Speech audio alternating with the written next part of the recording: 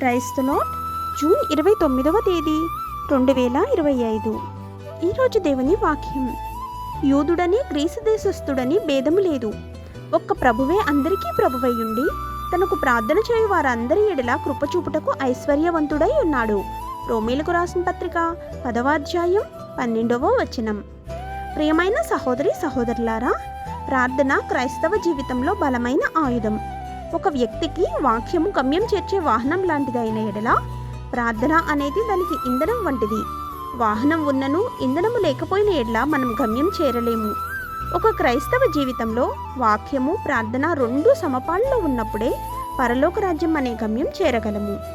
దేవుడు ప్రేమయందును కృపయందును ఐశ్వర్యవంతుడు. ఒక మనిషి ఆయన్ను ప్రేమించినను ప్రేమించకపోయినను ఆయన కృప మారకయున్నది. ఆయనకు ప్రార్థన చేయు వ్యక్తి అన్యుడా క్రైస్తవుడా అనే భేదము ఆయనకు ఉండదు. ఆయన నామమున మొర్రపెట్టిన ప్రతి వ్యక్తికి ఆయన కృప దొరుకును. ఈ దినం ఆయన కృపను మనము కూడా పొందుముగాక. ఆమెన్. God bless you.